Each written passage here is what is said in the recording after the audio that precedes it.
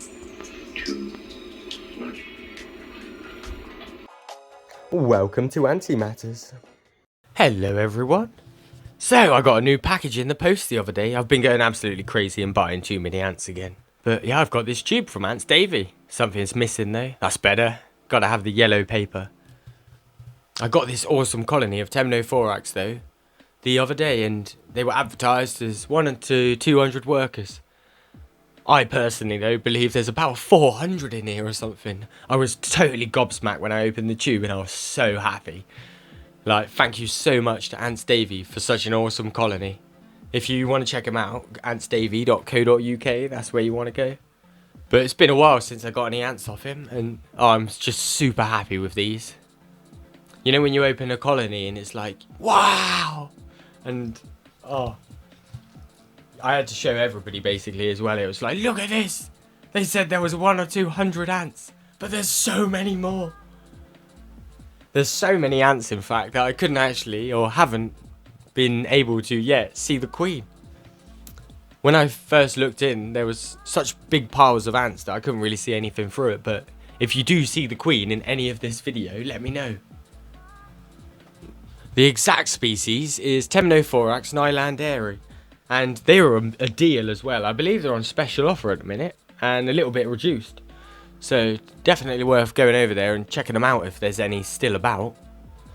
Problem is, I got told about them by someone else from the Ants Anonymous Discord, Bin. And, yeah, I don't know how many other people know about them. But I'm guessing quite a few now if you're watching this video.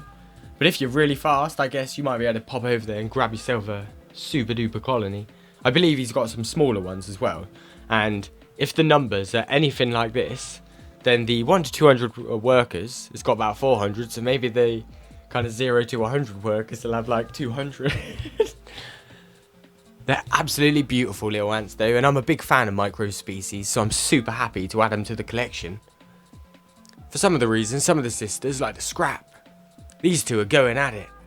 Well, I believe one of the workers is trying to attack the gaster, which means she has to climb on her sister. When she does though, her sister decides to walk off. Oh, they're hilarious little girls. I could watch them for hours. In fact, I did. When I first got them, I looked at them for about 2 hours in the test tube before I moved them into the new tank and observed them for another 3 hours. I don't think it was long enough, to be fair. I have big plans for these girls though. What they're going to do is go into a natural setup. I've chosen this species for one of the ants in a natural setup because they're very passive, and in the wild I've seen them coexisting with at least 4 different species of ants all at once, and well, I've never seen any other ant kind of manage to exist with so many other ants without any conflict. Super good colony though, they got loads of brood too. However, I believe they are preparing for diapause because there's not a lot of eggs, not many pupae, but there is a lot of the larvae, mostly larvae in the 3rd stages, but there's also a few younger larvae which I presume are going to slowly develop over the next maybe month. So what species are they going in with to make a multi-species tank? It turns out I've only got one natural setup at the minute, so it's the manica. You might be thinking, oh, the manica rubida, they're going to savage them and tear them to shreds.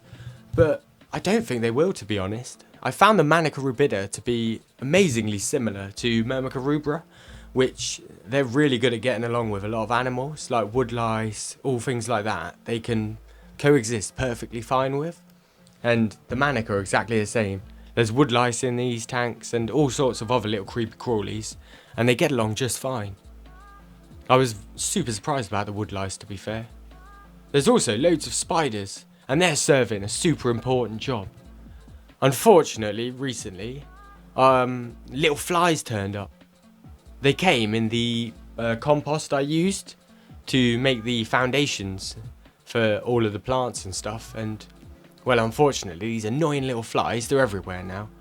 And every time I open the tank, loads of them fly out, and they've been really bugging me. So I've let the spiders move in. Hopefully, I was hoping the spiders would take care of some of the flies. However, they didn't do a very good job. Inside the tank, the manica have made themselves right at home. They've also dug right down to the bottom now, and because they love to make their nests really deep, obviously they've got right to the bottom of the tank, and that's where they're living. They definitely do seem to like solid things next to their tunnels as well. Same with their chambers. But yeah, the spiders, they're not doing an epic job at getting all the flies. So the manica rubida needed a little bit of backup. The spiders though, also, they do have a secret effect. They managed to catch the dead from the manica rubida, so they stopped carrying them about. Anyway, to introduce the temnothorax, I decided to distract the manica mcclouds with a giant cockroach. They got straight to work trying to pull it apart, but I think it was a little bit big for them. They're such strong girls though, they try so hard to move such an unmovable object on their own. I left these girls though distracted with a cockroach, and then got to work on the amazing colony. Before we get to the other colony though, look at this derpy little girl. You're never going to fit that head through that hole. The bowl is doing its job though, but back to the amazing temnos though. They were all ready to go. Basically, the only thing I did was I kept them in a tube and I put a plastic end on it. And then I got my scissors and I jabbed a tiny little hole, which the acorn ants could fit through, but not the manica rubida, into the plastic end cap. That way I was hoping if the acorn ants wanted to come out, they could come out safely, and if anything bad happened, they could run back to their safe little tube and hide. Then I could extract the tube and they'd all be safe. So I threw them in. With their little hole, they started rushing out. They seemed so happy to be in kind of a new setup, and they got straight to work. Look at their little antennas sniffing everything. They're probably thinking like, wow, where are we? This is paradise. Compared to the tube, it's got green things in it. At this point, I was super worried, and I had my eyes on them like a little hawk.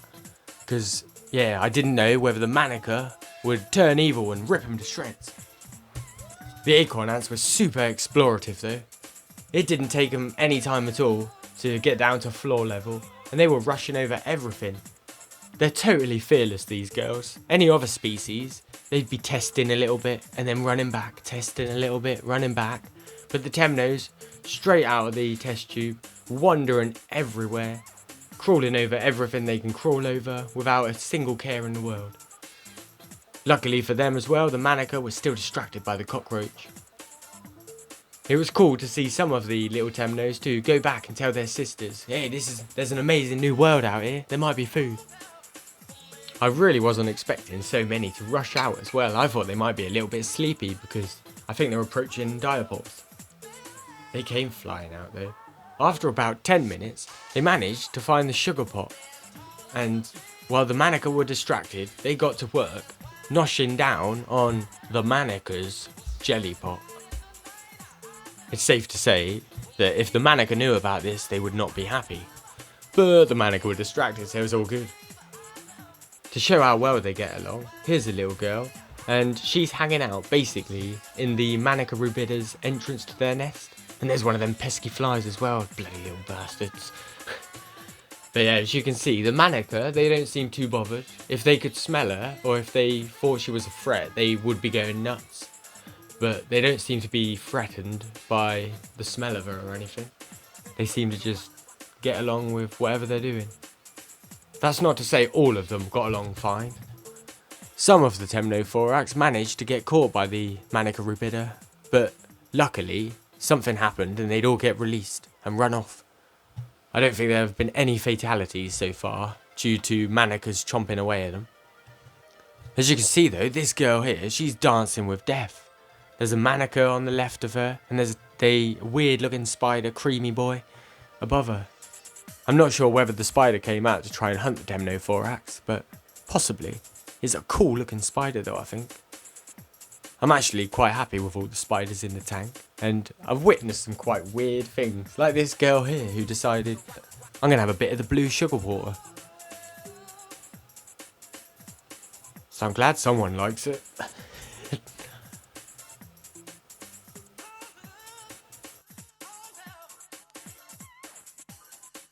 After a while, I saw a few of the acorn ants as well taking brood out and about. I'm not sure what they were up to, whether they'd kind of eyed up a new home or something, but it is a possibility because I threw a few acorns in as emergency housing in case they didn't like their tube. Not that I thought any of them though would fit in any of the acorns. As you can see though, the Temnos and the manica get along really well. I think it's turned out to be quite a good match in species. You can't really go wrong with Temnothorax though, it seems. They seem to be little ghosts to other ants. Unless they try and share a jelly pot. After a while, the manica rubida turned up at their jelly pot. I do not think they were happy at all to see a bunch of tiny little Temnothorax girls eating it all. They got straight to work attacking them. Well, not really attacking. The manica rubida were picking up some of the little acorn ants at points and just chucking them outside of the pot. When the manica rubida did get a little bit aggressive and actually tried to take out any of the Temnothorax too, the Temnothorax would turn around and they actually gave them a really good run for their money. This poor little manica worker here is getting her ass handed to her pretty much.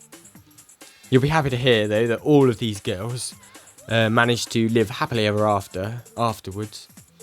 Eventually these manicas, they legged it and headed back to the nest. They didn't come back with any reinforcements either. I think they accepted defeat. With this in mind, I'm going to make sure that when I feed them, I'm going to give 2 sugar piles to hopefully avoid any future conflicts. I want them to all get along really nicely, to be honest. Anyway, if I get any updates on this colony, I'll be sure to update you all.